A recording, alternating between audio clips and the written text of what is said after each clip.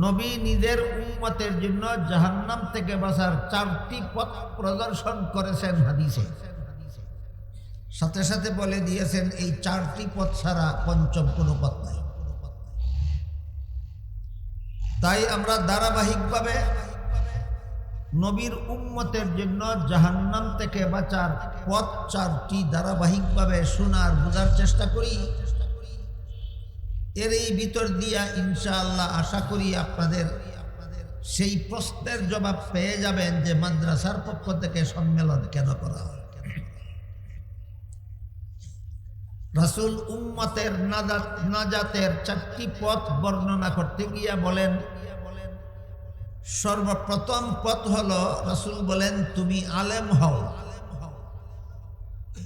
আলেম হওয়াটা হলো জাহান্নাম থেকে বাঁচার 1 নম্বর পথ। আলেম হওয়ার সুযোগ যাদের হয়নি তাদেরকে রাসূল বলেন আও মুতাআল্লিমান, তুমি আলেমের ছাত্র হও। আলেমের ছাত্র হওয়াটা জাহান্নাম থেকে বাঁচার 2 নম্বর পথ। বুঝে থাকলে এবার আপনারা একটু দয়া করে বলুন তো, মাদ্রাসায় যারা পড়ান তারা আলেম কিনা? তারা জাহান্নাম থেকে বাঁচার 1 নম্বর পথে আছে। মাদ্রাসায় যারা পড়ে তারা আলেমের ছাত্র কিনা? তারা জাহান্নাম থেকে বাঁচার 2 নম্বর পথে আছে।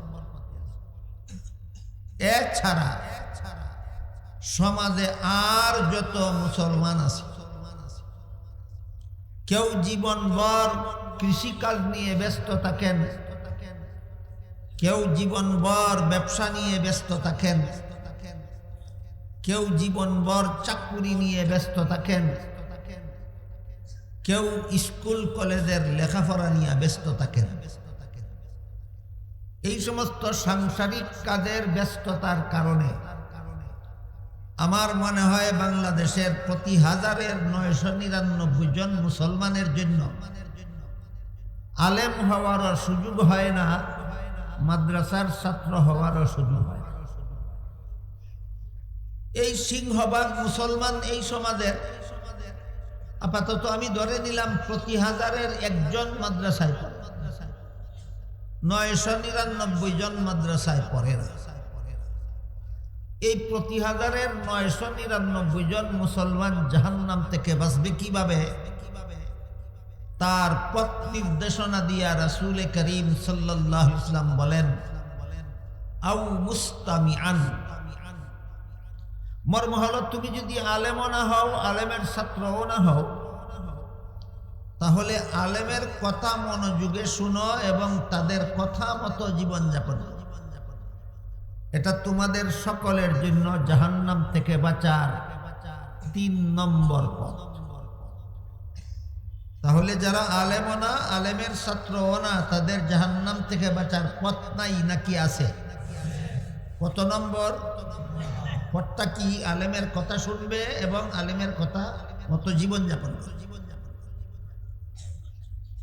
এই সুযোগটা আপনারা যারা আলেমও না, আলেমের ছাত্রও না, আপনাদেরকে যেন আলেমের কথা শুনে জীবনযাপন করে 3 নম্বর পথে জাহান্নাম থেকে বাঁচতে পারেন, এই সুযোগটা 1099 জন মুসলমানকে প্রদান করার জন্য মাদ্রাসার পক্ষ থেকে এই সম্মেলনগুলির আয়োজন হয়। পাইলেন কি প্রশ্নের জবাব? মাদ্রাসার পক্ষ থেকে সম্মেলন কেন? যারা আলেম না, মাদ্রাসার ছাত্রও না, তাদেরকে জাহান্নাম থেকে বাঁচার পথ দেখাবার। হতে পারেন আপনি একজন কৃষক, হতে পারেন আপনি একজন ব্যবসায়ী, হতে পারেন আপনি একজন চাকরিজীবী, অথবা হতে পারেন স্কুল কলেজের ছাত্র অথবা শিক্ষক। কিন্তু আপনারও মরণ আছে, আপনারও হাসরের মাঠের হিসাব নিকাশ আছে, আপনারও জাহান্নাম থেকে বাঁচার দরকার আছে। কাজেই আপনি যে পেশা নিয়ে আছেন সেই পেশা নিয়ে থাকলে এই পথ আপনার চিনার কোনো উপায় নাই। তাই প্রতিটি মাদ্রাসার পক্ষ থেকে বৎসরে কমপক্ষে একবার এইরকম সম্মেলন সমাবেশের আয়োজন করে যারা মাদ্রাসার ছাত্র নয়, যারা আলেম নয়, তাদেরকে জাহান্নাম থেকে বাঁচার পথ প্রদর্শনের ব্যবস্থা করা হয়। আপনারা যেন এই সম্মেলনে এসে আলেমদের কথা শুনে তাদের কথা মতো জীবনযাপন করেন এবং সেই পথে চলে যেন আপনারা জাহান্নাম থেকে বাঁচতে পারেন। তাহলে ৩ নম্বর পথটা হলো আলেমদের কথা মতো জীবনযাপন করা। কিন্তু প্রশ্ন জাগে যে আলেমদের, আমার জীবনের কোন কোন কাজ আলেমদের কথা মতে করে? এই প্রশ্নের জবাব আমার মনে হয় এখনো সমাজে অস্পষ্ট। এখনো সমাজের ব্যাপক হারে মানুষ জানে না যে আমার জীবনের কোন কোন কাজ আলেমদের কথা মতে করতে হবে জাহান্নাম থেকে বাঁচতে হলে। এই প্রশ্নের জবাব অনেকের কাছেই অস্পষ্ট। এই অস্পষ্টতার কারণে অনেক মুসলমান এমন আছেন যারা নামাজ রোজা ইবাদত বন্দেগীটা আলেমদের কথা মতে করেন বা করার চেষ্টা করেন, কিন্তু সংসারের কাজগুলি সবাই যার যার রুচি মতে, যার যার পছন্দ মতে করেন। সংসারের কাজগুলি করতে গিয়া কেউ আলেমের ইনফরমেশন গ্রহণ করার দরকারই মনে করেন। এতে হয় কি, আলেমদের কথা মতো নামাজ পড়লেন, আলেমদের কথা মতো রোজা রাখলেন, আলেমদের কথা মতো হজ করলেন, আলেমদের কথা মতো যাকাত দিলেন, আলেমদের কথা মতো ইবাদত বন্দেগী করলেন, কিন্তু সংসারের কোনো একটা কাজ আপনার পছন্দ মতো করতে গিয়া হারাম উপায়ে করে ফেললেন। সংসারের এই হারাম কাজটা আপনাকে জাহান্নামে নিয়ে যাবে। নামাজ রোজা আপনাকে জাহান্নাম থেকে রক্ষা করতে পারবে। এজন্য গভীরভাবে আমাদের জানা দরকার, বোঝা দরকার। যেমন ভাবে ইবাদত বন্দেগী করি আমরা আলেমদের কথা মতে, তেমনি ভাবে সংসারের কাজগুলিও করতে হবে আলেমদের কথা মতে। তবে দুইটার উদ্দেশ্য এক নয়। সংসারের কাজ আলেমদের কথা মতে করার উদ্দেশ্য হলো কাজগুলি যেন সহি শুদ্ধ হয়। আলেমদের কথা মতে ওযু করব, ওযু আমার সহি শুদ্ধ হবে। আমি আলেমদের কথা মতে নামাজ পড়ব, নামাজ আমার সহি শুদ্ধ হবে। আলেমদের কথা মতে কুরআন তেলাওয়াত করব, তেলাওয়াত আমার সহি শুদ্ধ হবে। এভাবে ধর্মের যত কাজ আছে সকল কাজ আমাদের আলেমদের কথা মতে করতে হবে। কি জন্য? সহি শুদ্ধ হওয়ার। কিন্তু সংসারের অনেক কাজ এমন আছে যেগুলি কিভাবে শুদ্ধ হয়, কিভাবে বিশুদ্ধ হয়, সেটা আলেমদের চেয়ে আপনারাই ভালো জানেন। যেমন ধরেন, কৃষিকাজ কিভাবে করলে ফলন বেশি হবে, এটা একজন আলেম বেশি জানে না একজন কৃষকই বেশি জানে। ব্যবসা, কোন বাজারে কোন জিনিসের ব্যবসা করলে লাভবান হবে, আলেমরা বেশি বুঝেন না ব্যবসায়ীরাই বেশি বুঝেন? কোন বিষয়ে কোন অফিসে কিসের চাকরি করলে অল্প শ্রমে বেশি বেতন পাওয়া যাবে, এটা আলেমদের চেয়ে চাকরিজীবীরাই বেশি বুঝেন। তাই সংসারের কাজগুলি আমাদের করতে হবে আলেমদের কথা মতো সহি শুদ্ধ হওয়ার জন্য নয়। সংসারের কাজগুলি আলেমদের কথা মতে করতে হবে হালাল হওয়ার জন্য। ধর্মের কাজগুলি আলেমদের কথা মতে করতে হবে সহি শুদ্ধ হওয়ার জন্য। আর সংসারের কাজগুলি আলেমদের কথা মতে করতে হবে সহি শুদ্ধ হওয়ার জন্য না হালাল হওয়ার জন্য। যেমন ধরুন, নামাজ রোজা ইবাদত বন্দেগী এগুলি হলো ধর্মের কাজ, কিন্তু খাওয়া দাওয়া সংসারের কাজ, পেশাব পায়খানা করা সংসারের কাজ, রাতের বেলায় নিদ্রা যাওয়া সংসারের কাজ। আপনি যদি রাতের বেলায় ঘুমাতে গিয়ে ডাক্তার বলে দিলেন কমপক্ষে প্রতি রাতে আপনাকে 6 ঘন্টা ঘুমাতে হবে স্বাস্থ্য ঠিক রাখার জন্য, এটা কথার কথা। ধরেন আপনাকে ডাক্তার বলে দিলেন প্রতি রাতে স্বাস্থ্য ঠিক রাখার জন্য কমপক্ষে 6 ঘন্টা একটানা ঘুমাতে হবে। তাই আপনি 6 ঘন্টা ঘুমালেন, আপনার স্বাস্থ্য ডাক্তারের কথা মতো ঠিক থাকতে পারে, সম্ভব আছে। কিন্তু আপনি যদি হালাল উপায়ে না ঘুমিয়ে হারাম উপায়ে ঘুমান, ঘুমের দ্বারা স্বাস্থ্য ঠিক হলো, কিন্তু এই ঘুম আপনাকে জাহান্নামে না নিয়ে ছাড়বে। ডাক্তারের কথা মতো ঘুমাবো আমার স্বাস্থ্য ঠিক রাখার জন্য, আর আলেমদের কথা মতো ঘুমাবো হালাল হওয়ার জন্য। বুঝাতে পারলাম? বলেন তো, ডাক্তারের কথা মতে ঘুমাবো কেন? স্বাস্থ্য ঠিক রাখার জন্য।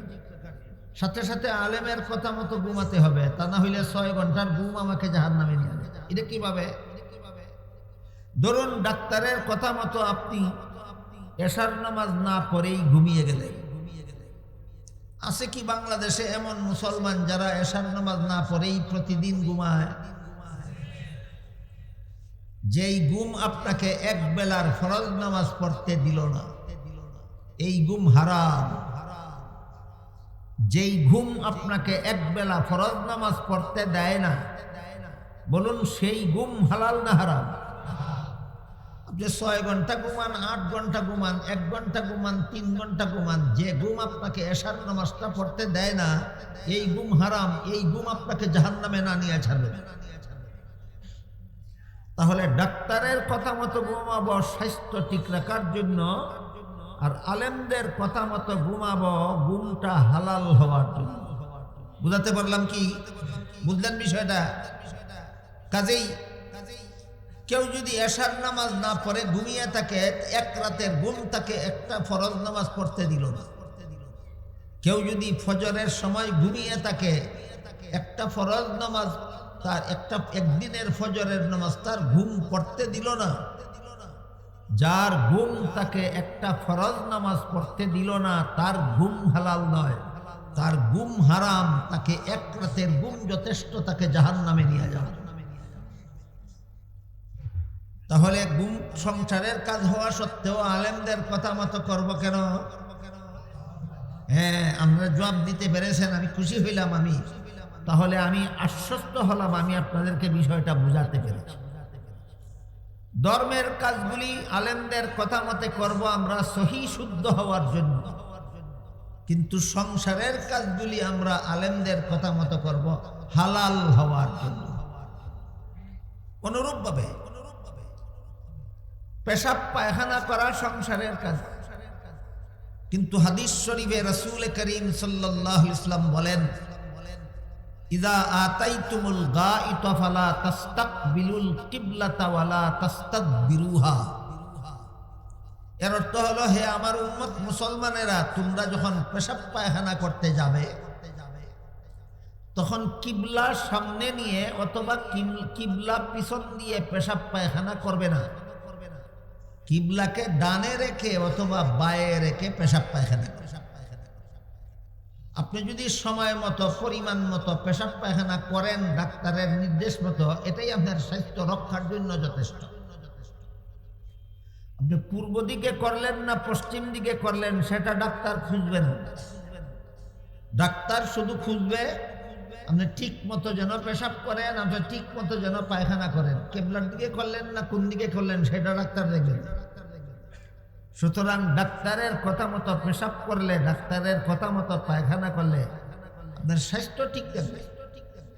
কিন্তু নবীর কথা মতো কিবলা সামনে, নবীর কথা লঙ্ঘন করে কিবলা সামনে নিয়ে অথবা কিবলা পিছন দিয়ে পেশাব পায়খানা করলে, এই পেশাব পায়খানা আপনাকে জাহান্নামে না নিয়ে ছাড়বে না। তাহলে ডাক্তারের কথা মতো পেশাব পায়খানা করব স্বাস্থ্য ঠিক রাখার জন্য, আর আলেমদের কথা মতো পেশাব পায়খানা করব পেশাব পায়খানা করাটা হালাল হবে। কথা কি বুঝতে পারেন? অনুরূপভাবে খানা পিনা সংসারের কাজ। ডাক্তার যা খেয়ে যে বাম হাতে খায় তার সাথে শয়তানে খায়। আপনাদের নবী কি এই কথাটা মিথ্যা বলেছেন? আপনাদের নবী কি জীবনে কোনোদিন একটি কথাও মিথ্যা বলেছেন? তাহলে এই কথাটাও নবী মিথ্যা বলেননি। আমার নবী বলেছেন যে বাম হাতে খায় তার সাথে শয়তানে খায়। কারো যদি ডান হাতে জখম থাকে, কারো যদি ডান হাত ভাঙ্গা থাকে, তার কারো যদি ডান হাত না থাকে তার কথা আলাদা, কিন্তু ডান হাতে খাওয়ার সুযোগ সুবিধা থাকা অবস্থায় বাম হাতে যে খায় তার সাথে শয়তানে খায়। এবার বলেন, আপনি শয়তানের সাথে খেয়ে জান্নাতি হতে চান না নবীর তরিকা মতো খেয়ে? কাজেই কিভাবে খেলে নবীর তরিকা মতে হয় আর কিভাবে খেলে শয়তানের সাথে খাওয়া হয় সেটা যেহেতু আলেম ছাড়া কেউ জানে না, সুতরাং আমার খানা পিনা করতে হবে আলেমদের কথা মতো, যেন আমার খানাটা গুনার কাজ না হয়ে সোয়াবের কাজ হয়। ঠিক তেমনি ভাবে, যেমন ভাবে পেশাব পায়খানা করা সংসারের কাজ, খানা পিনা করা সংসারের কাজ, আলেমদের কথা মতে করতে হবে হালাল হওয়ার জন্য। বিয়ে শাদী এক হিসাবে সংসারের কাজ, আরেক হিসাবে ধর্মের কাজ। বিয়ে শাদীর মধ্যে হিসাব দুইটা আছে, এক হিসাবে বিয়ে ধর্মের কাজ, আরেক হিসাবে বিয়ে সংসারের কাজ। বিয়ে ধর্মের কাজ কোন হিসাবে? হাদিস শরীফে রাসূল করিম সাল্লাল্লাহু আলাইহি ওয়াসাল্লাম বলেছেন, আন নিকাহু মিন সুন্নতি, বিবাহ বন্ধনে আবদ্ধ হওয়া আমি নবীর সুন্নত। নবীর সুন্নত সংসারের কাজ হয় না নবীর সুন্নত ধর্মের কাজ হয়? সুতরাং কেউ যদি নবীর সুন্নত পালনের নিয়তে বিয়ে করে তার বিয়ে ধর্মের কাজ। কেউ যদি নবীর সুন্নত পালনের নিয়তে বিয়ে করে তার বিয়ে ধর্মের কাজ। তবে নবীর সুন্নত পালনের নিয়তে বিয়ে করে না অন্য কোনো নিয়তে বিয়ে করে, এটা কিন্তু আলামতে ধরা পড়বে। কি বুঝলেন? ধরা পড়বে না ধরা পড়বে? হ্যাঁ, আলামতে ধরা পড়বে। আপনি অসৎ উদ্দেশ্যে বিয়ে করবেন আর সমাজকে এই বলে ধোঁকা দিবেন যে আমি নবীর সুন্নত পালনের উদ্দেশ্যে বিয়ে করেছি, ধোঁকা দিলে ধরা পড়ে যাবেন। কারণ হাদিস শরীফে রাসূল করিম সাল্লাল্লাহু আলাইহি ওয়াসাল্লাম বলেন, বিভিন্ন মানুষে বিভিন্ন কারণে বিয়ে করে। কেউ সুন্দরী বউ পাওয়ার উদ্দেশ্যে বিয়ে করে, কেউ শ্বশুর বাড়ির ধন সম্পদ পাওয়ার উদ্দেশ্যে বিয়ে করে, আর কেউ নবীর সুন্নত পালনের জন্য বিয়ে করে। যারা নবীর সুন্নত পালনের জন্য বিয়ে করে এরা শ্বশুর বাড়ির ধন আছে কিনা সেটা খুঁজে না, শ্বশুর বাড়ির বংশ কেমন সেইটা খুঁজে না, শ্বশুর বাড়ির লোকেরা কি পরিমাণ ধার্মিক সেইটা খুঁজে যারা বিয়ে করে এরা নবীর সুন্নত পালনের জন্য বিয়ে করে। বলেন, আপনি সুন্নত পালনের জন্য বিয়ে করলেন না কুমতলবী বিয়ে করলেন, কর্মকাণ্ডে ধরা পড়বে কিনা? যদি দেখা যায় আমি এমন এক বাড়িতে বিয়ে করছি যে বাড়ির মালিক কোটিপতি, কিন্তু যে মেয়েকে আমি বিয়ে করলাম এই মেয়ের বাবাও বেনামাজি, মাও বেনামাজি, মেয়ে নিজেও বেনামাজি, আছে কিনা? তাহলে আমি কি নবীর সুন্নতের জন্য বিয়ে করলাম না শ্বশুর বাড়ির সম্পদের লোভে বিয়ে করলাম? তাহলে কি আমার কার্যকলাপে ধরা পড়ে না আমার নিয়তটা কি? ধরা পড়ে কিনা? ধরা পড়ে। তাই হাদিস শরীফে রাসূল করিম সাল্লাল্লাহু আলাইহি ওয়াসাল্লাম বলেন, তোমরা ধার্মিক পরিবারে বিয়ে করে সাফল্য অর্জন করো। কেমন পরিবারে বিয়ে করে পারিবারিক জীবনে রাসূল আমাকে সাফল্য অর্জন করতে বলেছেন? ধার্মিক পরিবারে।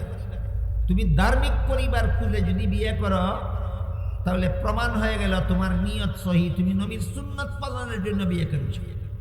যে পরিবারে বিয়ে করেছো সেই পরিবারে উল্লেখযোগ্য পরিমাণে ধর্ম পালনের কোনো প্রমাণ নাই, তুমি অবশ্যই নবীর সুন্নত পালনের জন্য বিয়ে করনি, তুমি অন্য কোনো কুমতলবে বিয়ে করেছো। যাই হোক, বিয়ের মধ্যে দুইটা দিক আছে। একটা হইল বিয়ে ধর্মের কাজ, যদি সুন্নত পালনের উদ্দেশ্যে কেউ বিয়ে করে তার বিয়ে ধর্মের কাজ।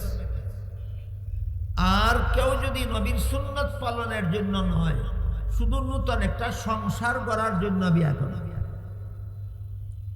নূতন একটা সংসার গড়ার জন্য বিয়ে করে, বলুন এটা ধর্মের কাজ রইল না সংসারের কাজ হয়ে গেল? সংসারের কাজ হয়ে গেল। এভাবেও যদি করেন তবুও তার মধ্যে হালাল আছে, হারাম আছে। আপনি একটা পরিবার গড়ার জন্য বিয়ে করলেন, সুন্নত পালনের নিয়ত নাই, আপনার বিয়ার ধর্মের কাজ হইল না, সংসারের কাজ হইল। তারপরেও তো সংসারের কাজের মধ্যে তো হালাল হারাম আছে।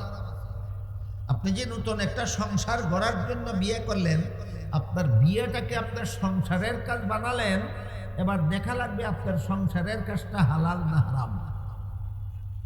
আজকাল অনেকেই বিয়েতে যে কাবিন লেখা হয়, সেই কাবিনে স্ত্রীর প্রাপ্য একটা মোহরানা থাকে না? আপনারা কি বলেন এটাকে? মোহর বা মোহরানা। কোন কোন এলাকায় মোহর বলা হয়, কোন কোন এলাকায় মোহরানা বলা হয়। আজকাল দেখা যায় অনেকেই বিয়ের কাবিনে অনেক মোটা অঙ্কের মোহর লেখান, কিন্তু জীবনে এটা কোনোদিন পরিশোধ করেন না, পরিশোধ করার ইচ্ছাও রাখেন না। আছে কিনা? তাহলে আপনি যে মোহরানাটা লেখালেন, এটা কি সংসারের কাজ? আল্লাহ তো কোরআনে বলেন, তোমাদের স্ত্রীদের মোহর পরিশোধ করা আমি আল্লাহ তোমাদের জন্য ফরজ করে দিয়েছি। স্ত্রীদের মোহর পরিশোধ করা নফল না ফরজ? আপনাদের 50 লক্ষ টাকা লেখালেন, আপনাদের 5 কোটি টাকা লেখালেন, পরিশোধও করেন না, পরিশোধের নিয়ত নাই। এইরকম যারা করে, এক হাদিসে উল্লেখ আছে, এরা জীবন বর স্ত্রীর সাথে যতদিন মিলামিশা করে ততটা জিনার গুনাহ তাদের আমলনামায় লেখা হয়। মোহর একটা লেখালেন কাবিনে, পরিশোধ করলেন না, পরিশোধ করার ইচ্ছাও নাই। এই কাবিনে মোহর লেখাটা হালাল হইল না হারাম হইল? সত্য হইল না মিথ্যা হইল? দেখেন সংসারের কাজ যে হিসাবে বিয়ে সংসারের কাজ, সেই দিক দিয়ে গিয়া আপনি আলেমদের কথা মতো বিয়ে না করে মন গড়া মতো বিয়ে করলে বিয়েটাকে হারাম করে ফেললেন। এই কাবিন আপনাকে জাহান্নামে না নিয়ে ছাড়বে না। যেই কাবিনে 50 লক্ষ টাকা মোহর লেখালেন, অথচ পরিশোধ করার ইচ্ছা নাই, এই কাবিনটা আপনাকে জাহান্নামে না নিয়ে ছাড়বে না। গেল একদিক বিয়ার মধ্যে হালাল হারামের ব্যাপার। মন গড়া মতো নিজেদের ইচ্ছা মতো বিয়ে করলে এই বিয়ে হালাল হয় না, বিয়ে হারাম হয়, এবং বিয়ার কারণেই জাহান্নামে যেতে হবে। আরেকটা দিক হলো, অনেক বর বিয়ের আগেই ভবিষ্যৎ শ্বশুরের কাছ থেকে বায়না ধরে, আমাকে একটা হুন্ডা দিবেন যদি আপনার মেয়েকে বিয়ে করি, আমাকে একটা ফার্স্ট ক্লাস কার দিবেন যদি আপনাকে বিয়ে করি, আপনার মেয়েকে বিয়ে করি, আমাকে 50 লক্ষ টাকা ব্যবসায়ের পুঁজি দিবেন যদি আপনার মেয়েকে বিয়ে করি। একজনে একটা চুক্তি করে, চুক্তির বিনিময়ে, চুক্তির মাধ্যমে শ্বশুরের কাছ থেকে অনেক কিছু টাকা পয়সা, সব ধন সম্পদ উদ্ধার করে। আপনারা বলুন তো, বিবাহ বন্ধনে আবদ্ধ হওয়ার কারণে স্ত্রীর কাছে স্বামীর কোনো টাকা পয়সা, ধন সম্পদ প্রাপ্য হয়? হয় না। শ্বশুরের কাছে তোমার একটা টাকাও প্রাপ্য নাই, তাহলে চাইলা যে এটা হালাল চাইলা না হারাম চাইলা? এই চাওয়াটা হারাম। এটাকে আমাদের সমাজের পরিভাষায় যৌতুক বলা হয়। যেই মোহর ফরজ ছিল সেই মোহর আদায় করে না, যেই যৌতুক হারাম ছিল ওইটা আদায় করে ছাড়ে। এই সমস্ত হারাম কাজ কেন হয়? আলেমদের কথা ছাড়া, আলেমদের পরামর্শ ছাড়া মন গড়া মতে বিয়া করার কারণে হয়। কাজেই বিয়াটাকে যদি আপনি সংসারের কাজও মনে করেন, তবুও তো ধার্যকৃত মোহর আদায় না করলে এই কাবিন আপনাকে জাহান্নামে নিয়ে যাবে। শ্বশুরের কাছ থেকে 10 টাকাও যদি যৌতুক গ্রহণ করেন, এই 10 টাকা আপনাকে জাহান্নামে নিয়ে যাবে। সুতরাং বিয়া এমনভাবে করতে হবে যেন বিয়া আমাকে জাহান্নামে নিতে না পারে।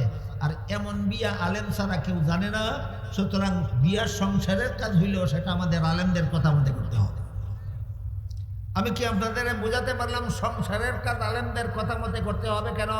হালাল হওয়ার জন্য। সংসারের কাজগুলি আলেমদের কথা মতে করতে হবে কেন? হালাল হওয়ার জন্য। অনুরূপভাবে স্কুল কলেজের লেখাপড়াও সংসারের কাজ। স্কুলের পড়া সংসারের কাজ, কলেজের পড়া সংসারের কাজ, ভার্সিটির পড়া সংসারের কাজ।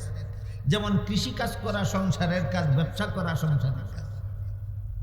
বলুন তো, সমাজের কেউ যদি কৃষিকাজ করে না, তাহলে আপনারা খাদ্য পাবেন না না খেয়ে মরতে হবে? হ্যাঁ, না খেয়ে মরতে হবে। কেউই যদি ফসল ফলায় না, খাদ্য পাবেন কোথায়? কৃষিকাজ করা এত বড় জরুরি, যদিও সংসারের কাজ, তবু এত বড় জরুরি যে কেউই যদি করে না তাহলে সবাইকে না খেয়ে মরতে হবে, এত বড় জরুরি। কেউই যদি স্কুল কলেজে পড়ে না, ধরেন বাংলাদেশের কোনো একটা নাগরিক যদি মেডিকেল কলেজে পড়ে না, সমস্ত রোগীকে চিকিৎসার অভাবে মরতে হবে না? মেডিকেল কলেজে পড়ে না, ডাক্তার তৈরি হবে না, রোগীর চিকিৎসার ব্যবস্থা থাকবে না, রোগীদেরকে চিকিৎসার অভাবে মরতে হবে। যেমনভাবে গৃহস্থী না করলে না খেয়ে মরতে হবে, তেমনিভাবে মেডিকেল কলেজের লেখাপড়া চালু না থাকলে রোগীরা চিকিৎসা না পেয়ে মরতে হবে।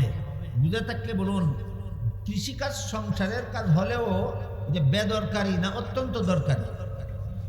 স্কুল কলেজের লেখাপড়া সংসারের কাজ হলেও বেদরকারি না অত্যন্ত দরকারি? অত্যন্ত দরকারি। কিন্তু আপনি যদি আলেমদের কথা ছাড়া নিজের ইচ্ছা মতো মন গড়া মতো স্কুলে পড়েন, কলেজে পড়েন, ভার্সিটিতে পড়েন, যে দরকারে পড়েছিলেন সেই দরকার পুরা হতে পারে, কিন্তু আপনার স্কুলের পড়া আপনাকে জাহান্নামে না পৌঁছাইয়া ছাড়বে। যেমন ভাবে ডাক্তারের কথা মতো রাতে 6 ঘন্টা ঘুমালেন, স্বাস্থ্য ঠিক থাকবে, কিন্তু আলেমের কথা মতো এশার নামাজ পড়ে ঘুমালেন না, দুনিয়াতে স্বাস্থ্য ঠিক থাকবে, কিন্তু এই এক রাতের ঘুমই পরকালে আপনাকে জাহান্নামে পৌঁছে দেবে।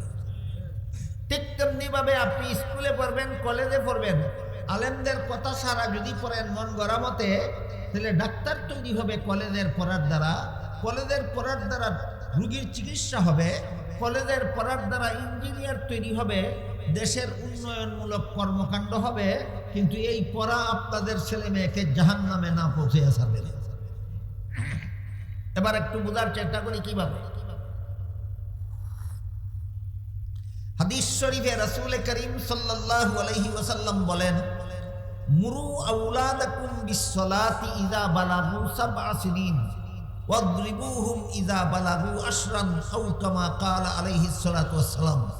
এর অর্থ হলো, রাসূল বলেন, আমার উম্মত মুসলমানেরা, তোমাদের সন্তানেরা ছেলে হোক মেয়ে হোক 7 বছরের বয়স হলে তাকে নামাজের আদেশ করো, আর 10 বছরের ছেলে মেয়েকে শাসন করে নামাজি বানাও। তাহলে রাসূল কি বলেছেন? আমার ছেলে মেয়েকে নামাজের আদেশ করব কত বছর বয়সে? 7 বছর বয়সে। 7 বছর বয়সে নামাজের আদেশ করতে হলে নামাজ শিক্ষা দিতে হবে 14 বছরের সময় না 7-এর আগে? তাইলে নবীর হাদিসের দ্বারা কি সাব্যস্ত হইল? প্রত্যেকটা মুসলমান ছেলে মেয়েকে নামাজ শিক্ষার বয়স হইল 7-এর আগে। নামাজ শিক্ষার বয়স কবে? 7-এর আগে।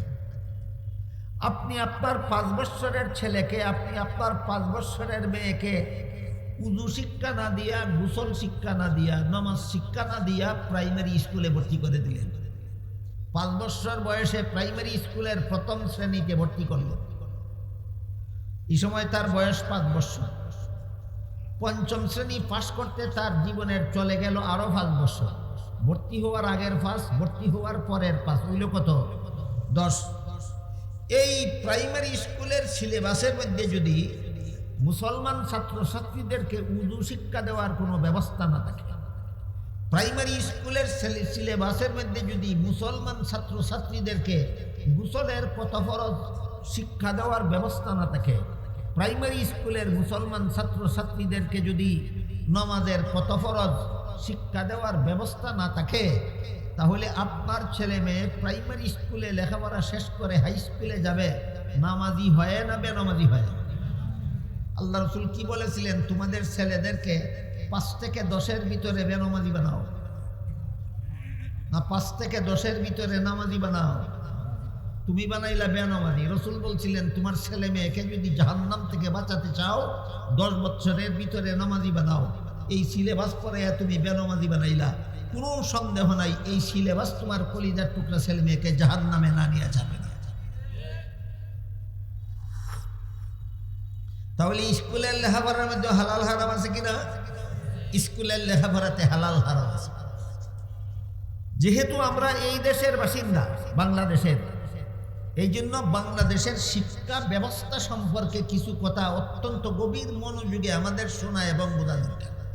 সেটা হলো বাংলাদেশের যত প্রাইমারি স্কুল আছে, সরকারি প্রাথমিক বিদ্যালয় যেগুলিকে বলা হয়, এইগুলির প্রথম শ্রেণী থেকে পঞ্চম শ্রেণী পর্যন্ত যে পরিমাণ বাংলা ভাষা, যে পরিমাণ ইংরেজি ভাষা, যে পরিমাণ ইতিহাস, যে পরিমাণ ভূগোল, যে পরিমাণ অঙ্ক, যে পরিমাণ বিজ্ঞান শিক্ষা দেওয়া হয়, এর 16 আনাটাই কওমি মাদ্রাসার প্রাথমিক বিভাগের 5 বৎসরে শিক্ষা দেওয়া হয়। কথাটা বুঝলেন কিনা দেখুন। প্রাইমারি স্কুলে যা কিছু শিক্ষা দেওয়া হয়, কওমি মাদ্রাসার প্রাথমিক বিভাগের 5 বৎসরের ছেলে মেয়েদেরকে তার 16 আনাটাই শিক্ষা দেওয়া হয়। কিন্তু আমরা আপনাদের ছেলে মেয়েদেরকে প্রাইমারি স্কুলের সব কিছু শিক্ষা দেওয়ার 5 বৎসরের ভিতরে পাক্কা নামাজি বানিয়ে ছাড়ি, আর তারা আপনাদের ছেলে মেয়েদেরকে এই 5 বৎসরে এই বিষয়গুলি শিক্ষা দিয়া পাক্কা বেনামাজি বানিয়েছে। যখনই আমরা বলি প্রাইমারি স্কুলের মুসলমান ছেলে মেয়েদেরকে নামাজ শিক্ষা দেওয়ার ব্যবস্থা করা দরকার, তখনই একটা ফালতু বাহানা দেওয়া হয় আমাদেরকে যে স্কুলের পড়ার পরে নামাজ শিক্ষা দেওয়ার টাইম থাকে না। একটা ফালতু বাহানা। কিসের দ্বারা প্রমাণ হইল? আমাদের কওমি মাদ্রাসার প্রাথমিক বিভাগের 5 বৎসরের সিলেবাসের দ্বারা প্রমাণ হইল। তোমরা 5 বৎসরে যা কিছু পড়াও, আমরা 5 বৎসরে তার 16 আনাটাই পড়াই। আমরা নামাজি বানাইতে পারি, তোমরা বানাইতে পারো না কেন? তোমরা কি স্কুলে বসে বসে গুড়ার ঘাস কাটো?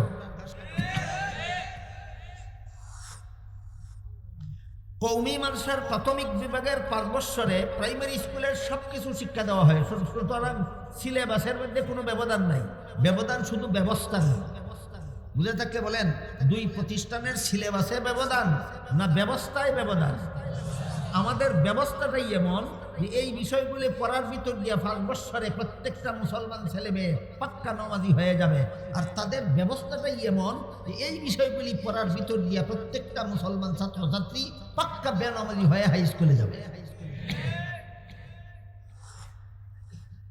আমরা এইগুলি শিক্ষা দিয়ে আপনাদের ছেলে মেয়েদেরকে নামাজি বানাই জান্নাতের পথে পাঠাই, তারাও এইগুলি শিক্ষা দিয়ে আপনাদের ছেলে মেয়েদেরকে বেনামাজি বানাইয়া জাহান্নামের পথে। কিসের জন্য? একমাত্র মন গড়াভাবে স্কুলের পড়া চালু করার জন্য। কাজে স্কুলের পড়া মন গড়াভাবে চালু করলে কোনো সন্দেহ নাই স্কুলের পড়া তোমাকে জাহান্নামে না নিয়ে যাবে না। আলেমদের পরামর্শ মতো স্কুলের পড়া চালু করলে স্কুলে পড়েও জান্নাতের অধিকারী হবে, জাহান্নাম থেকে বাঁচতে পারবে। আরো বড় মজার কথা, আমরা যে 5 বৎসরে আপনাদের ছেলে মেয়েদেরকে প্রাইমারি স্কুলের 16 আনা সিলেবাস পড়াইয়া নামাজ শিখাইয়া নামাজি বানাইয়া জান্নাতের পথে পাঠাই, সরকারের 1 টাকাও না খেয়ে, সরকারের 1 টাকাও না খেয়ে। আর প্রাইমারি স্কুলের শিক্ষক মহোদয়গঞ্জে আপনাদের ছেলে মেয়েদেরকে 5 বৎসরে এইগুলি শিক্ষা দিয়া বেনামাজি বানাইয়া জাহান্নামে পাঠায়। এক একজন শিক্ষক প্রতি মাসে সরকারের কমপক্ষে 20,000 টাকা খেয়ে।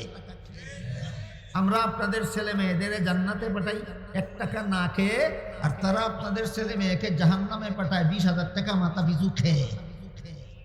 কত লাভের শিক্ষা ব্যবস্থা! এর চেয়ে সুদা ভাষা আমি জানি না আপনাদের বোঝাবার মতো যে কোন শিক্ষা ব্যবস্থাটা কতটুকু দোষী আর কোন শিক্ষা ব্যবস্থাটা কতটুকু গুণী। আপনারা এই দেশের নাগরিক হিসাবে কি আপনাদের শিক্ষা ব্যবস্থা জানার দরকার নাই? দরকার আছে।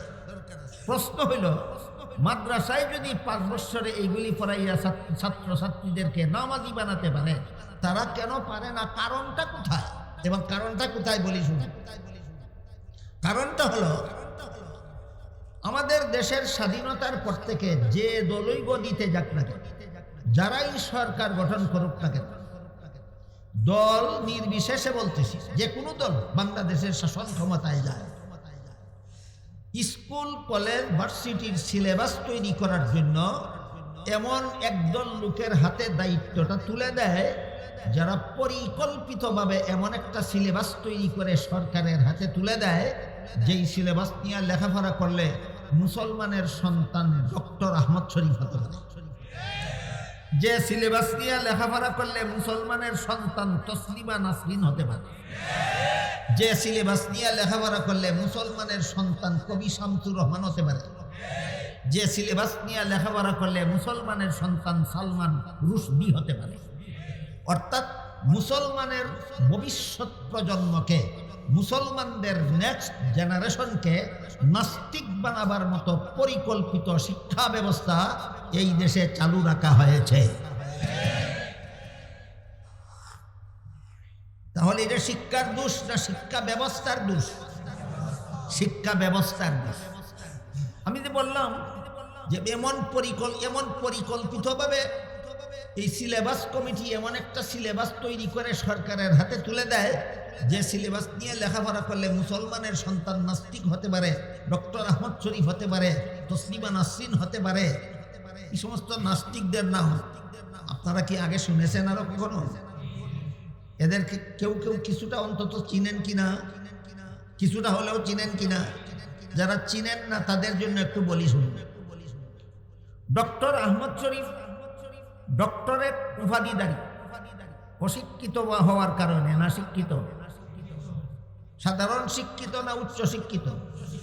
ডক্টর আহমদ শরীফ উচ্চ শিক্ষিত, কিন্তু যেই সিলেবাস নিয়ে লেখাপড়া করে, যেই শিক্ষা ব্যবস্থায় লেখাপড়া করে উচ্চ শিক্ষিত হয়েছে, এখানে কলেমা শিক্ষা দেওয়ার ব্যবস্থাটুকু না, লা ইলাহা ইল্লাল্লাহু মুহাম্মাদুর রাসূলুল্লাহ শিক্ষা দেওয়ার ব্যবস্থাটুকু নাই।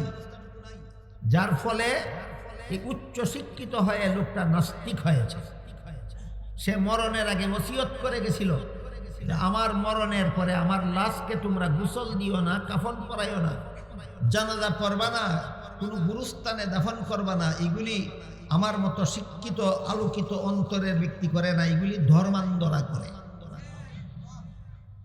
ধর্ম হইল এদের দৃষ্টিতে অন্ধকার, আর ধর্মহীনতা হলো এদের দৃষ্টিতে আলোকিত। তাই ডক্টর আহমদ শরীফ ওসিয়ত করেছিল এইগুলি ধর্মান্ধরা করে। ধর্মান্ধরা কেন করে? বলে ধর্মান্ধরা কতগুলি অন্ধবিশ্বাসের কারণেই এরা ধর্ম পালন করে, অবাস্তব অবান্তর কথা বিশ্বাস করে। কেমন? যে মুর্দাকে দাফন করলে পরে মুনকার নাকির ফিরিস্তা সোয়াল জবাব করবে, এটা একটা অন্ধবিশ্বাস, অবাস্তব। ডক্টর আহমদ শরীফের ধ্যান ধারণা, চিন্তা চেতনা এরকম। এরপরে কবরে সোয়ালের জবাব দিতে পারলে রক্ষা, না হলে জাহান্নামের শাস্তি ভোগ করতে হবে, এটা অন্ধবিশ্বাস।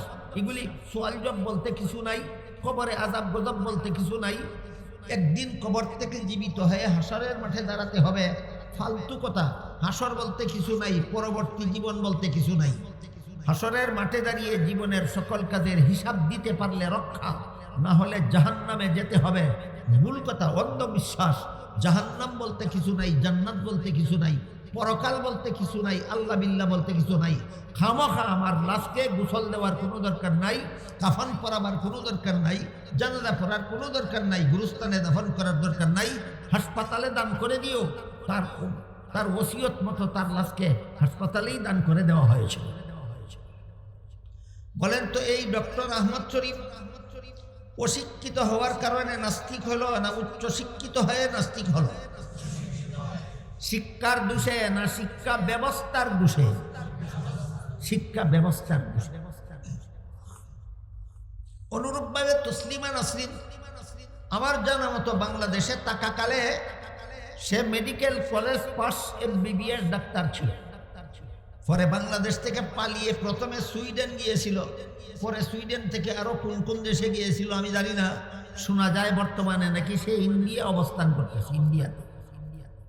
এই তসলিমা নাসরিন অনেকগুলি বই পুস্তক, সাহিত্য বই লিখেছে শুধু মানুষকে জানোয়ার বানাবার জন্য। তসলিমা নাসরিনের জীবনে যত বই লিখেছে একটাও কাউকে মানুষ বানাবার জন্য নয়, মানব সন্তানদেরকে জানোয়ার বানাবার জন্য সবগুলি বই লিখেছে। এর মধ্যে একটা বইয়ের রেফারেন্স আপনাদেরকে বলি।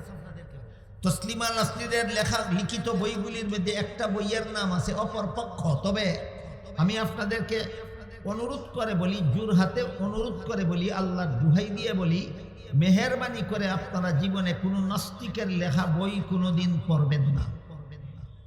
কেন পড়বেন না? কেন পড়বেন না?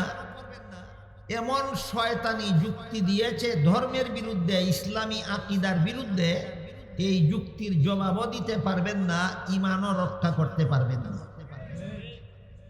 যেমন একটা যুক্তির কথা বলি, তারপরে বাকি কথা বলি। তসলিমা নাসরিন একটা যুক্তি দিয়েছে,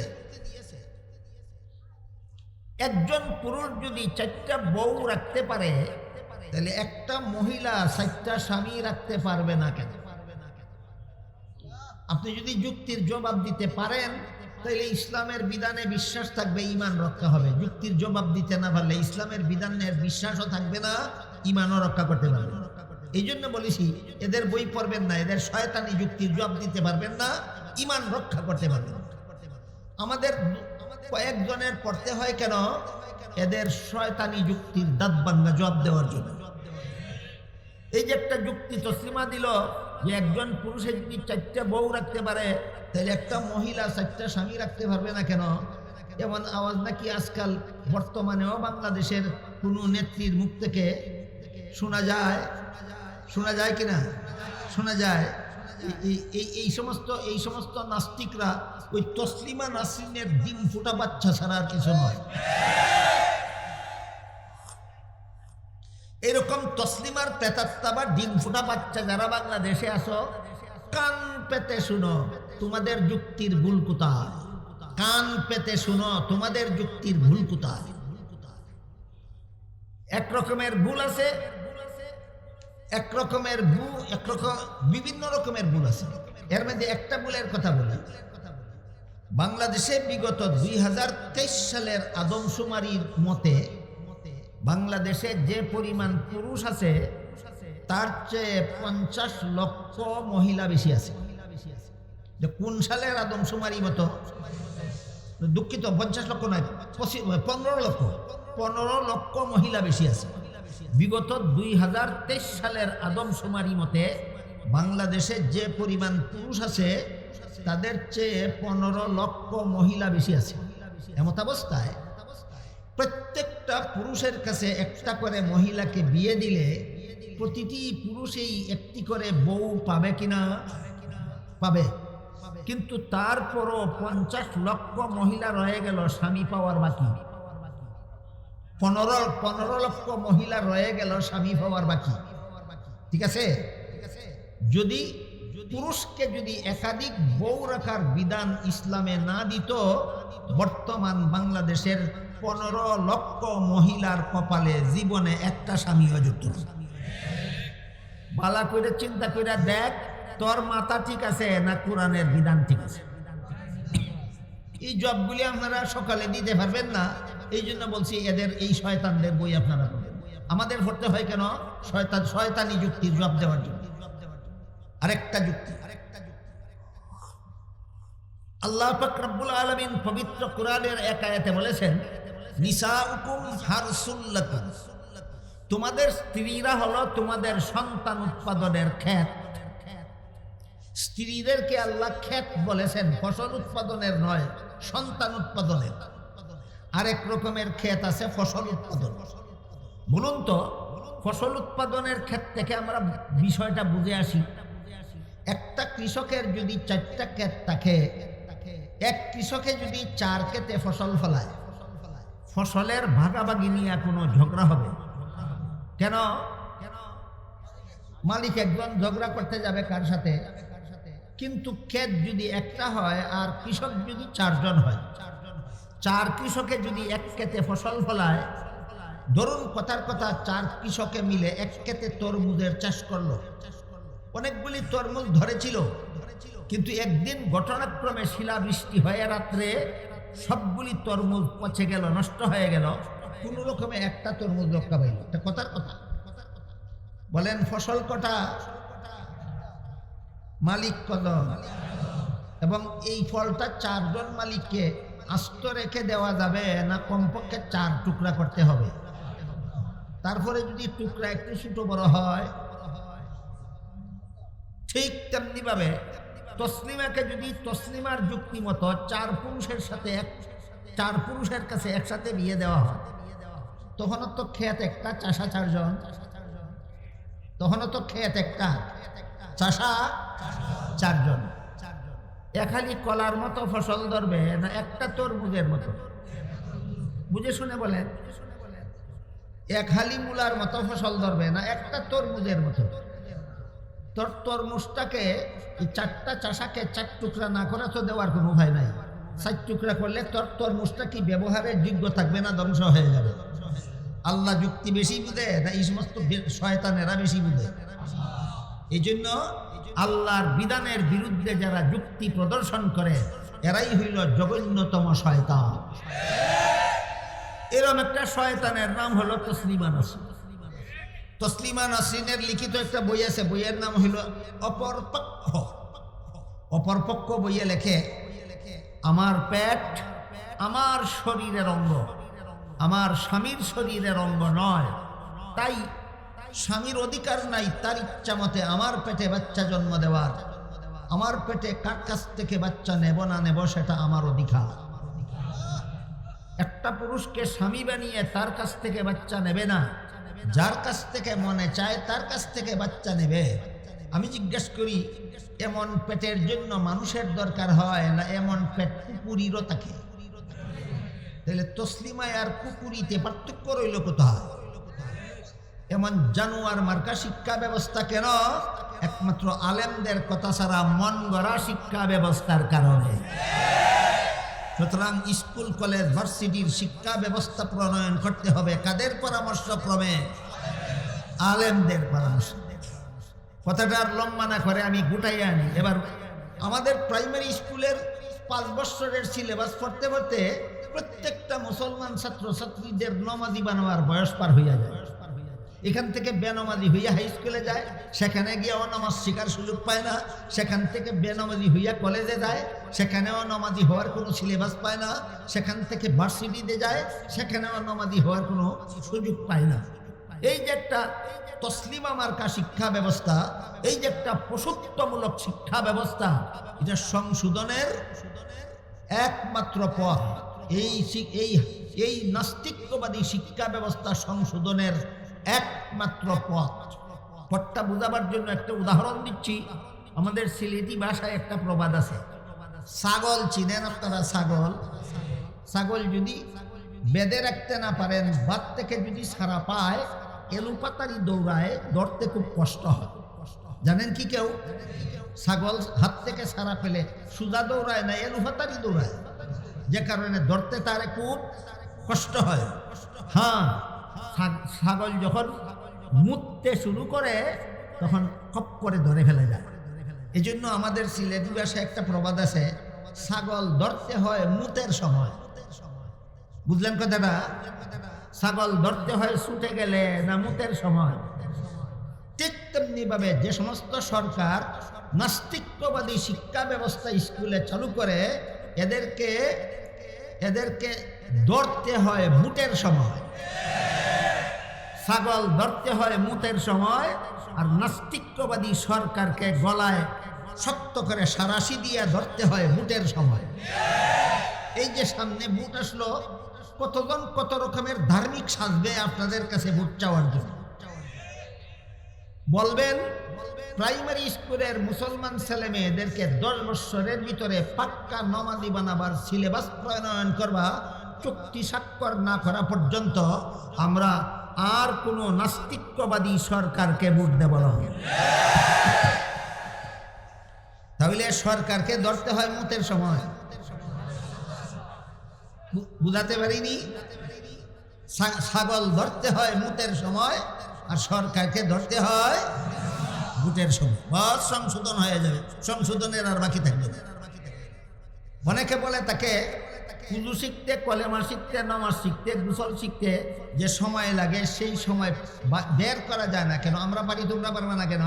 আমি একটা হিসাব দিই আপনাদেরকে। ওযুর 4 ফরজ জানেন কি কেউ? মুখ ধোয়া, হাত ধোয়া, মাথা মাসে করা, পাও ধোয়া। এই যে কত মাস লাগে শিখতে? ও 7 কারণে উযু ভেঙে যায়, 7 মিনিটের ব্যাপার। 13 নমাজের 13 ফরজ শিখা 13 মিনিটের ব্যাপার।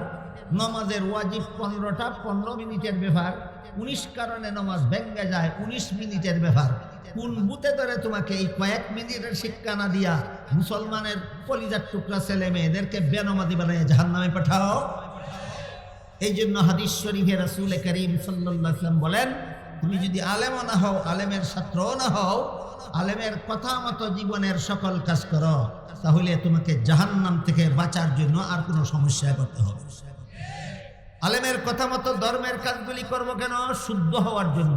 আর আলেমের কথা মতো সংসারের কাজগুলি করব কেন? হালাল হওয়া। এবার বলেন, স্কুল কলেজের পড়া ধর্মের কাজ না সংসারের কাজ? এটা আলেমদের কথা মতো করব কেন?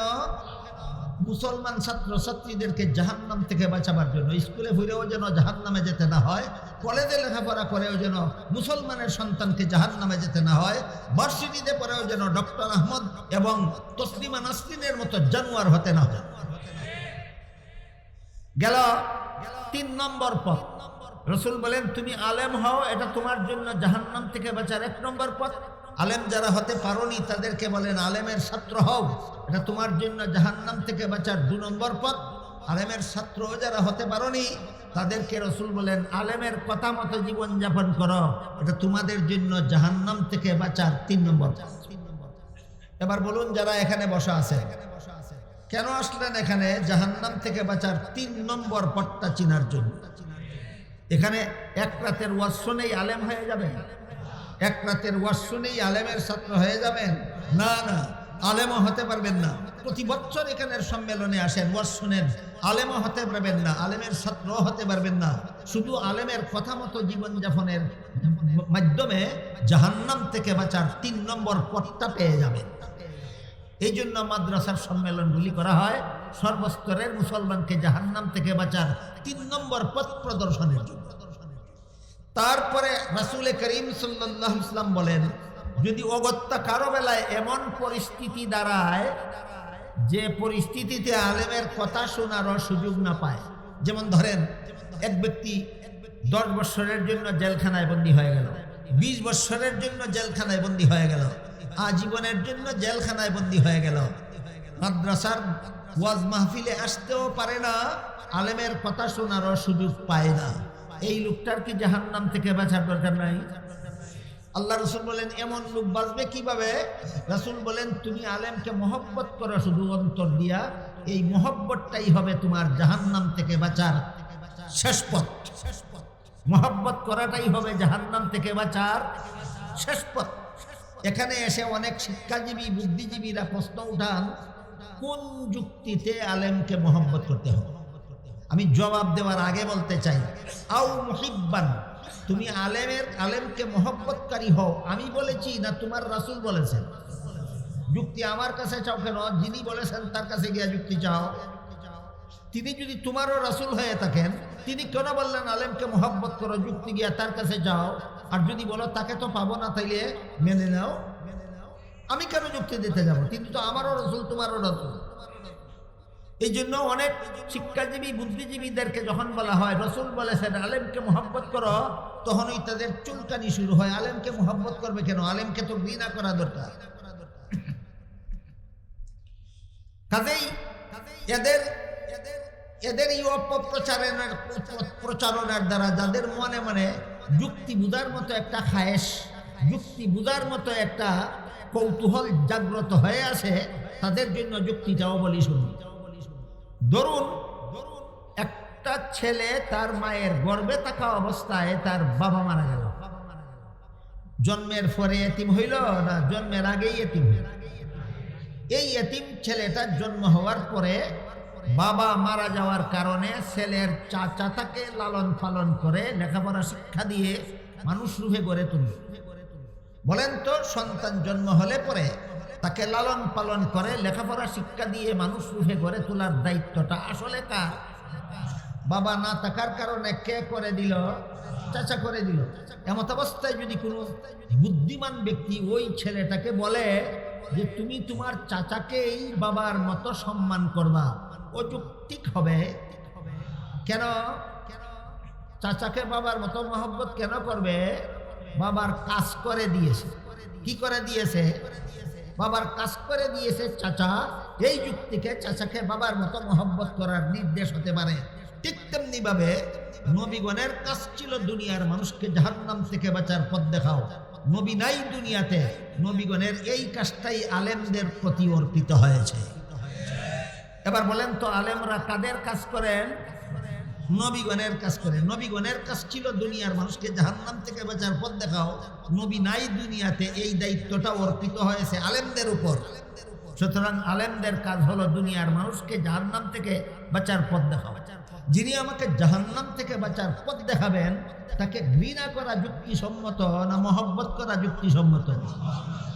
এই জন্য রাসূল বলেন, তুমি যদি আলেমও না হও, আলেমের ছাত্রও না হও, আলেমের কথা শোনার সুযোগ না পাও, আলেমকে অন্তর দিয়ে মহব্বত করো। এই মহব্বতটাই হবে তোমার জাহান্নাম থেকে নাজাতের ব্যবস্থা।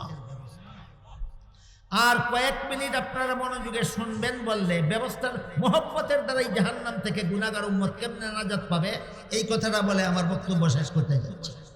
রাসূল করিম সাল্লাল্লাহু আলাইহি ওয়াসাল্লাম বলেন, কিয়ামতের দিন যখন সারা দুনিয়ার সমস্ত মানুষ হাসরের মাঠে দাঁড়াবে জীবনের সকল কাজের হিসাব দেওয়ার জন্য, সেই দিন আল্লাহ আলেমগণকে বলবেন, আলেমরা তোমরা জগতের সকল মানুষ থেকে আলাদা হয়ে আলাদা কাতারে দাঁড়াও। রাসূল বলেন, আল্লাহর হুকুমে আলেমগণ যখন অন্যান্য সকল মানুষ থেকে আলাদা হয়ে আলাদা কাতারে দাঁড়াবেন, তখন আল্লাহ আলেমদেরকে হাসরের মাঠে বলবেন, আমি আল্লাহ দুনিয়াতে তোমাদেরকে আলেম হওয়ার সৌভাগ্য দান করেছিলাম জাহান্নামের আগুন দিয়ে জ্বালাবার জন্য নয়, তোমরা জান্নাতে চলে যাও। এখানে একটা প্রশ্ন আছে, সেটা হলো রাসূল বলেছেন আলেমদেরকে আল্লাহ জান্নাতে যাওয়ার হুকুম দিবেন, তাহলে আলেমরা নামাজ রোজা না করলেই আর অসুবিধা কি? আলেমরা সুদ খাইলে, ঘুষ খাইলে, আলেমরা দুর্নীতি জালিয়াতি করলে আর অসুবিধা কি? এই প্রশ্নের সংক্ষিপ্ত জবাব হলো, আলেম দুই প্রকার। এক প্রকার হলো সমাজের দৃষ্টিতে আলেম, আরেক প্রকার আল্লাহর দৃষ্টিতে আলেম। সমাজ কাকে আলেম বলে? যিনি কুরআন হাদিসের এলেম শুধু শিখেছেন, সমাজ তাকেই আলেম বলে। কিন্তু আল্লাহ কুরআন হাদিসের এলেম শিখলেই আলেম বলেন না, কুরআন হাদিসের এলেম শিখার পরে নিজের এলেম মতো যিনি জীবনযাপন করেন, আল্লাহ তাকে আলেম বলেন। এবার বলেন, নিজের এলেম মতো যিনি জীবনযাপন করবেন তিনিও বেনামাজি হতে পারবেন, তিনিও সুদখোর হতে পারবেন, তিনিও ঘুষখোর হতে পারবেন? কখনো নয়। সুতরাং আল্লাহর দৃষ্টিতে যারা আলেম তাদের কি আল্লাহ হাসরের মাঠে বলবেন তোমরা জান্নাতে যাও। এগুলো একটা হাদিসের বিবরণ। আরেক হাদিসে রাসূল বলেন, একদল আলেম হাসরের মাঠ থেকে আল্লাহর হুকুমে যখন জান্নাতের পথে রওনা হবেন, তখন কিছু গুনাহগার মুসলমান এই আলেমদের জান্নাতে যাওয়ার পথের পাশে দাঁড়িয়ে থাকবে। কিছু গুনাহগার মুসলমান, এরা আলেমও না, গুনাহগার। এক একজন গুনাহগার মুসলমান, এক একজন আলেমগণ এক একজন আলেমকে পিছন থেকে ডেকে ডেকে বলবে, হুজুর আপনি তো আপনার জান্নাতে চলে যাচ্ছেন, আমার একটু বিপদের কথা শুনে যান। কি বিপদ তোমার? আমার বিপদ হলো আমার গুনার কারণে আল্লাহ আমাকে হুকুম দিয়ে দিয়েছে জাহান্নামে যাওয়ার জন্য, তবে আমি কিন্তু দুনিয়াতে আপনাকে মহব্বত করতাম। এই যে বলবো আমি আপনাকে দুনিয়াতে মহব্বত করতাম, রাসূল বলে এর একটা প্রমাণও দিবে এই লোকটা হাসরের মাঠে। কি প্রমাণ দিবে? বলবে, আমি একদিন আপনাকে এক গ্লাস পানি পান করাইছিলাম। আপনারা বলুন তো, একজন সাধারণ মুসলমান একজন আলেমকে এক গ্লাস পানি পান করায় দুশ্মনির কারণে না মহব্বতের কারণে? তাহলে এই মহব্বতের দাম কত একটু পরে বুঝবেন। এর আগে আরেকটা কথা আছে, সেটা হইল এই হাদিসের দ্বারা পরিষ্কার হয়ে গেল আলেমকে মহব্বত করার বিষয় মোটা অঙ্কের টাকা নয়। আলেমকে মহব্বত করার বিষয় এটা এই কথা অনুভব করা যে এরা নবীগণের কাজ করে, এরা দুনিয়াতে না থাকলে আমরা জাহান্নাম থেকে বাঁচার পেতাম না। তাহলে আলেমকে মহব্বত মোটা অঙ্কের টাকা দিয়া করতে হয় না একটা অন্তরের অনুভূতি থাকতে হয়? এই অন্তরের অনুভূতি না থাকলে আপনি কিছুতেই আলেমকে মহব্বত করতে পারবেন। আর বর্তমান সমাজে যারা যারা মোটা অঙ্কের টাকা দাবি করে মহব্বতের দুহাই দিয়া, এরা দিনদার আলেম নয়, এরা দুনিয়াদার। এরা আপনাদেরকে জাহান্নাম থেকে বাঁচার পথ দেখাবার জন্য মাহফিল করতে আসে না, এরা নিজেদের পকেট গরম করার জন্য মাহফিল করতে আসে। ক্লিয়ার হইল কিনা? এবার বলুন, রাসূল কি বলে গেছেন? আলেমকে মহব্বত করবা তোমরা 1 লক্ষ টাকা দিয়া, না 1 গ্লাস পানি যথেষ্ট? 1 গ্লাস পানির মূল্য তো 1 টাকাও না, তাইলে এটার মূল্য এত কেন? কি দিল সেটা দেখার ব্যাপার নয়, কেন দিল সেটা দেখার ব্যাপার। কেন দিল? আলেমকে মহব্বত করে এই জন্য দিল। রাসূল বলেন, আরেকজন আলেম জান্নাতে যাওয়ার পথে পিছন থেকে আরেকজন গুনাহগার মুসলমান ডেকে বলবে, হুজুর আমার একটা দুঃখের কথা শুনে যান। কি কথা? বলবে, আপনি একদিন নামাজের সময় আপনাকে আমি উজুর পানির ব্যবস্থা করে দিয়েছিলাম। বলুন তো, একজন আলেমকে এক বদনা উজুর পানি পুকুর থেকে উঠিয়ে দিতে কত শত টাকা লাগে? তাহলে বোঝা গেল আলেমকে মহব্বত করতে টাকা লাগে না, আলেমকে মহব্বত করতে এই এমন একটা অনুভূতি লাগে যে অন্তর এই কথা বুঝতে পারে যে উনারা নবীগণের কাজ করেন, ইনারা দুনিয়াতে না থাকলে আমার জাহান্নাম থেকে বাঁচার উপায় ছিল না। এই অনুভূতিটা লাগে আলেমকে মহব্বত করতে, টাকা পয়সা লাগে না। এইভাবে যে যাকে যেভাবে মহব্বত করতে বলে তারপরে বলবে, কিন্তু আজকে আমাদের গুনার কারণে আল্লাহ আমাদেরকে জাহান্নামে যাওয়ার হুকুম দিয়ে ফেলেছেন। রাসূল বলেন, গুনাহগার মুসলমানদের মুখে এই কথা শুনে আলেমগণ যাচ্ছিলেন কোথায়? আপন আপন জান্নাতে। যাচ্ছিলেন কোথায়? আপন আপন জান্নাতে। রাসূল বলেন, আলেমগণ নিজেদের জান্নাতে যাওয়া বিরতি দিয়ে দাঁড়িয়ে যাবেন, ভাববেন যে আমার জান্নাতে আমি পরে যাই, শেষ চেষ্টা করে দেখি নবীর উম্মতটাকে জাহান্নাম থেকে বাঁচানো যায় কিনা। এই ভেবে তারা ফিরে দাঁড়াবেন, দাঁড়িয়ে আল্লাহকে বলবেন, আল্লাহ এই লোকটা ঠিকই বলেছে, আমাকে মহব্বত করার কারণে এক বদনা উজুর পানির ব্যবস্থা করে দিয়েছিল। ওই লোকটা ঠিকই বলেছে, আমাকে মহব্বত করার কারণে একদিন আমাকে এক গ্লাস পানি পান করিয়েছিল। আল্লাহ তখন বলবেন, হে আলেমরা শোনো, এদের গুনার কারণে আমি আদেশ করেছি জাহান্নামে যাওয়ার জন্য, কিন্তু তোমরা যেহেতু সাক্ষী দিলে যে এরা তোমাদেরকে মহব্বত করত, তোমাদের সাক্ষীর কারণে আমি এদেরকে মাফ করে দিলাম। আলেমরা তোমরাও জান্নাতে যাও, এ সমস্ত গুনাহগার মুসলমানদেরকে সাথে নিয়ে যাও। এই আলেম তৈরি হয় কোন স্কুলে, কোন কলেজে, কোন ভার্সিটিতে? তাহলে কি শুধু স্কুল কলেজ ভার্সিটির ফরাই মুসলমানের জন্য মূল্যবান, মাদ্রাসার ফরাই কিছু মূল্য নাই? আমার কথা আগাগোড়া যারা শুনেছেন বুঝেছেন, তারা যদি মাদ্রাসা শিক্ষার মূল্যায়নটা অনুধাবন করতে পারেন, তাহলে আমি মনে করব আমার আসা যাওয়া কথা বলা আমার সমস্ত শ্রম সার্থক হলো। আল্লাহ আপনাদের আমাদের সবাইকে তৌফিক দান করুন, আমিন। সুবহান রাব্বিকা রাব্বিল ইজ্জাতি আম্মা ইয়াসিফুন ওয়া সালামুন আলাল মুরসালিন ওয়ালহামদুলিল্লাহি রাব্বিল আলামিন।